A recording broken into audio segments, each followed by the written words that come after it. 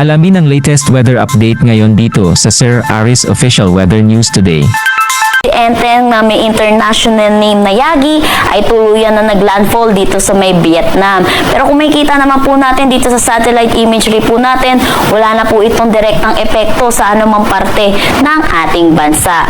At dahil din dito sa paglayo na itong bagyong Enteng, ay humihina na rin ang paghatak niya ng southwest monsoon o ng hanging habagat. Pero asahan pa rin natin, makakaranas pa rin ng maulap na papawirin na may mga kalat-kalat na pag-ulan dito sa may Batanes at Babuyan Islands, Ilocos Norte at Ilocos Sur.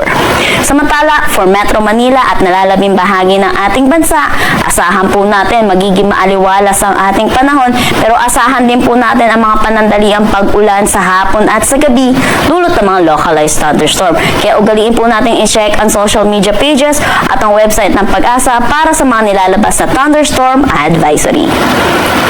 Meron din tayong low pressure area na binabantayan dito sa labas ng ating Philippine Area of Responsibility. At ito naman po ay mababa ang tsansa na maging isang ganap na bagyo at magkaroon ng direktang epekto dito sa ating bansa. At mababa din yung tsansa nito na pumasok mismo ng ating Philippine Area of Responsibility.